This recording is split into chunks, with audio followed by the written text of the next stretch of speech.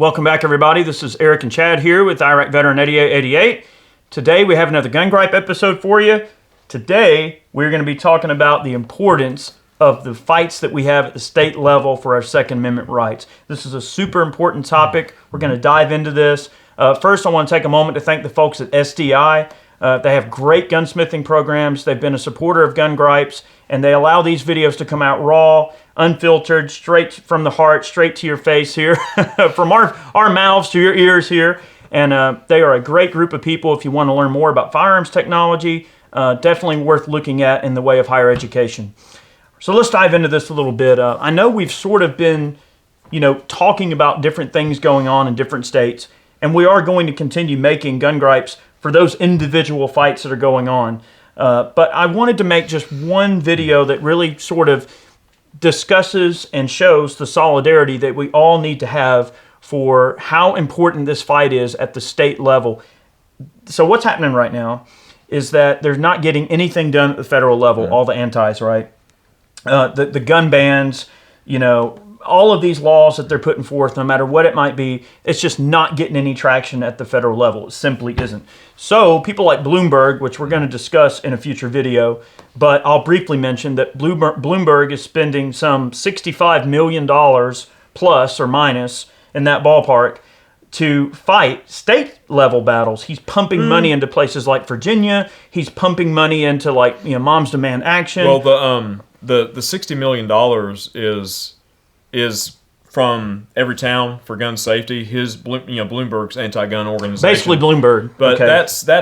that's money that's going into the 2020 election specifically. I mean, yes, some of that will be advertisements for state level election fights, but that's not really like the money that's specifically for part of level. It is part of it. It's part of it, and the reason it's part of it is because he's opening up these offices, right? He is. All over the place, and he has no plan of closing them. So that after the elections, he knows that he probably won't win. He probably has a creeping suspicion that he won't win. But he's going to leave all those offices open so that they can advance anti-gun agendas in those states. So it's sort of a way to accomplish two things at once with one money. In his mind, I guarantee that's how he's spending it. Now, with what happened in Virginia, with the flip in the Congress in Virginia and the governorship, last year and a few years previously, that was like, I think the last campaign that he had in Virginia was $2.5 million, specifically just in that state,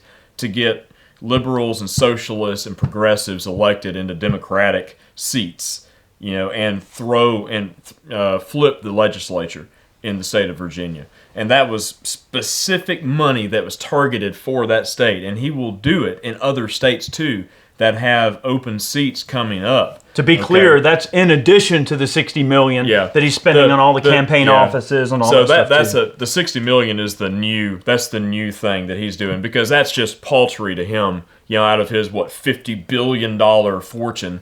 I mean, the man's just made of money. It's just like George Soros. They just pump money into these things, and they're not really anti-gun, because, like Hillary and all the other cronies, they have all their own little armed bodyguards and such that protect them and go around with them all the time, their own little miniature, Secret Service, right? They're not really anti-gun. They just anti-you having guns, like we always say. What this really comes down to, it is a soaring overtake of liberal, progressive elitism. It's just those three terms sort of hodgepodge together. These people are elitists. They're globalists. They do not care about American sovereignty. They don't care about American values. They don't care about American liberty and safety. You are a subject to them, and they want to use everything within their power to keep power, to gain power, and to take your rights away at every level. And to keep you voting for them. Right. So it's definitely scary. So getting back to kind of the whole importance of the states' fights, right? There's so many things going on that we could spend hours talking about, and we just simply don't have time. It's important for you guys to get active in your states. Even if you're in a state where you don't feel like there's a lot going on, you don't feel like you're at much of a risk for losing any rights, particularly in the way of the Second Amendment, it's still important that you show visibility, that you get rallies together. There's so many people out there that are disappointing me They're saying, oh, well, what good are the rallies doing because we still got this or that. The importance of the rallies is that it proves that we can organize, that we can put boots on the ground. All right, I guarantee you the people in Virginia were shaking in their boots. When all those people descended on Capitol Hill in Virginia, you know what I mean? I guarantee you they were thinking, oh my God, what the heck is going on here? Now, they might have a good poker face. They may go, oh, we'll pass it anyway. But at the end of the day, though, they realize that we can amass a lot of people with grassroots activism and with using our words and our voices and using that activism to get out there and bring people together. It proves that we can put people on the ground, boots on the ground, okay? So, yeah, we still have to fight these things in the courts. We still have to fight these things in the legislature. We still have to contact our reps and complain at every turn and fill their inboxes up, fill their mailboxes up, fill their voicemails up, their email boxes, everything. But we have to organize and we have to show that we can organize. And that's one of the things tremendously that rallies accomplish. When you look at the fights on state levels, just for a few examples, okay, you think about the federal level assault weapons ban, okay, that we had back in 94 to 2004, which sunsetted in 2004. All right, well, there were a number of states that vowed to set up their own versions of the assault weapons ban and continue it, okay, and even make it more draconian. Places like New York, places like Maryland, places like Rhode Island, I believe. You have California, was it Vermont? I'm just trying to rattle off a few states, okay, that have, like, as far as I know, like state level assault weapons bans, okay? Those continue. So those states have not voted to redact those bans, okay, because they usually have blue control, okay, in the legislature in the state. So they're not going to really get any pro-gun stuff passed, ever, hardly. I mean, especially California. Most recently, California, you saw ammunition rationing and ammunition background checks, okay, coming down the pipeline. Every time something happens, you know, the governor, Newsom in California, he is just grinding at the bit to get new legislation just work through, because all he has to do is say, hey, I want this done. And his little cronies in the legislature, because they have all the power, they just sign it into law, you know, and there it is. Okay, you've got to go and have a background check to buy 10 rounds of ammo a month or whatever the hell the case is. But you look at what happened in Virginia, okay, flipped. Now they've got anti-gun bills down the pipeline, but they did drop one of the, like, either the assault weapons ban or whatever bill. There were a couple of bills that they dropped completely, you know, as a result of the rally. But they still pushed through red flag laws, okay? They still pushed through other bullcrap, but they didn't go full gonzo. They threw out the actual assault weapons ban, and they threw out the requirement to have guns in safes in your home. I think there was some type of safe storage. There was a safe storage requirement. Okay. They threw that out as well. So to say that the rally is ineffective is a half truth, and it's not fair to the people that actually went out to show solidarity and go in. It really disappoints me when people that are supposed to be on our side in the 2A world actually go, "Oh, well, the rallies did no good. What did y'all accomplish?" or this and that. That's the wrong answer. Mm-hmm. You know, if you can't make the rallies, fine. If you think the rallies are dumb and you don't want to go, fine. But at least support the people that do go to the rallies. And there's a lot of stuff going on in the social media world. I'm not going to name specific people or anything like that, but I will say it really angers me when people put this nonchalant attitude on what people like us are doing in terms of not only like Gun Gripes as a series, but also going out and being visible at the rallies, going out and listening to what the people have to say. It's almost like, oh, well, if you make gun videos on YouTube, oh, well, you're just as much in the fight as the guys that are going to the rallies. But if you have that attitude and you don't encourage anybody to go to the rallies, then we're never going to show them that we mean business. We're never going to show that we can organize and show solidarity. We're just a bunch of people watching entertaining content about guns on YouTube at that point. All right, so it's sort of comparable to something, say, on a local level, all right? Say you live in a county that they're talking about passing some anti-gun ordinance, and you just email or you just call and leave a message with your commissioner that represents your little district or whatever. You don't go and actually go to this commission meeting, you know, to voice your concern and show a presence there against this policy. You aren't doing enough. The other thing that I want to mention, though, is that to play devil's advocate when it comes to what I just said, the statement that I just made. Now, it is important that we put out tons of cool, entertaining content and fun stuff because it brings people into the fold. And we've always said that from day one, that the advocacy is important to be an ambassador. You're an ambassador, not an advocate. Yes. To be an ambassador to the Second Amendment, yes, that is a very important job. We need to make entertaining content, educational content. All of those things have a place. You know, whether you're making a reloading video or gunsmithing video, or whether you're making a video about a firearms fact like we do. Yeah. And I'm not saying this is just only us, and I'm trying to like play it out like we're, you know, the patron saint of the 2A world. I'm not saying that, but I'm saying that it is important to acknowledge that, yes, bringing people into the fold is important, right? Whether that's entertainment, education, you are in some way, shape, or form doing your part, of course. Yeah. And only an idiot would refute that, okay? But what I'm saying is, to go all the way, I feel like there's a little bit more required. And I'm not judging or putting down people that are not very active in the 2A community. I'm not. But there is more we could be doing as a group of people to further our rights if we work together instead of each person just, you know, forming their own little Alamo. And then here we are just doing our thing and living and screw everybody else. That's not the right answer. The bottom line is hard work. It ain't easy. No. Otherwise, everybody would do it. But I'm trying to think. About the state level battles and such. The state level battles don't just happen in the legislature. Okay, what we saw in Washington a few years back with the ballot initiative with 1639, that was on a ballot that the general public was voting on. I mean, your rights were subject to popular vote. And that's 1639? That was 1639. That was a ballot initiative. So you have state level things where ballot initiatives will get enough signatures to get on the proposition of a ballot initiative will get enough support to get on the actual ballot, okay, in a voting year. And then the general public, they might see an advertisement about it, but it may not show all the facts. And then, you know, there's an emotional response. And if people just don't like guns or whatever the case is, like what happened in Washington, it's like, oh, well, that sounds okay. You know, let's make the streets safer. And people vote on it. And then your rights are voted away by a popular vote. And you know what else they were doing on 1639? Carrie Sloan with stilettos and shotguns, which is a person you need to follow on Instagram. But one thing she told me that definitely makes sense, right, was that they were going around and getting signatures for this ballot initiative, and they were lying about what they were signing. They were saying, "Oh, well, do you support blah blah blah," and getting people to sign it when it really wasn't what they were signing.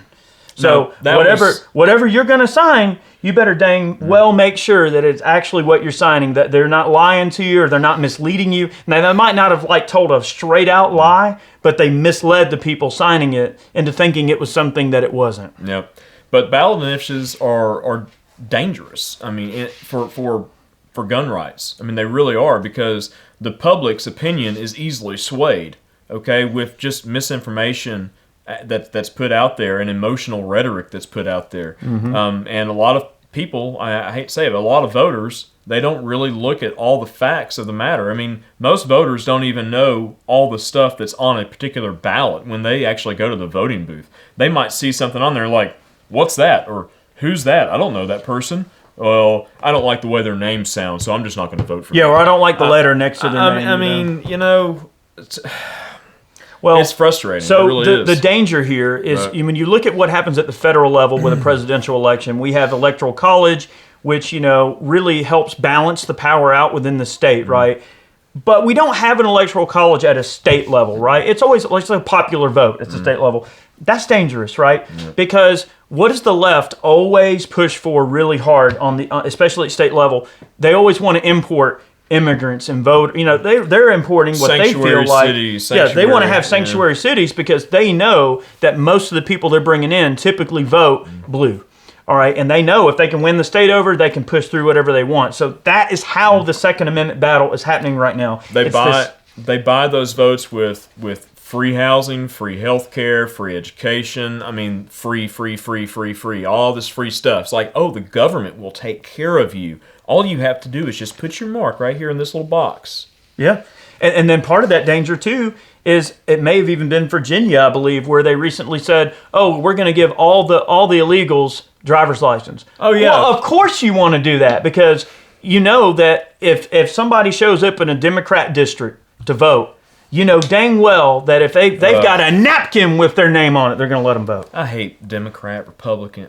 I do too, but it's the truth. You have to call it what it is. No, it sucks. You know what I mean? Like, it sucks because I'm the kind of guy that I try to not really, side with either side. I try to just side with what I feel is logically correct, and I try to judge people by the merits and flaws of their actions. However, when you start looking at the situation, you start to see a heck of a lot more flaws in one direction. And you just have to call that for what it is. If it looks like a duck and quacks like a duck, guess what? It's a duck. You can't, there's no way to get around that. Well, right? look, I'll say it again. I've said it in other videos, but me personally, my opinion, I believe liberalism and progressivism as a whole is a mental disorder. I'll say it. I mean, I really think that that's the case. You literally have to have something wrong to think that way of life and those morals and those quote-unquote values are legitimate in today's society. It's a lack thereof. And it's also literally a weaponized disdain for everything we stand for as a company. Listen, it might as well be a company at this point. As a country is what I'm saying. You're fired! Yeah, exactly. You're fired. But the thing is, it's important that we fight these state level battles. I don't want no of that influenza there. None of that. I'll keep it on my side. Dude, we're coming back from SHOT Show, and we're only a couple of weeks after, and this dude's been getting over the flu, and I don't want no part of that. Dude, that crap's influenza. That crap's shutting me down. Yep. But look, guys, we're going to let you go. I really appreciate the support. We really wanted to make this video kind of as a generic footprint on YouTube and out here, just so people can hopefully see it and spread the word. It's really important. This is the direction of the 2A fight. It's the direction the 2A is taking, or the antis are taking in terms of trying to attack the 2A. So we must remain absolute. We must show solidarity.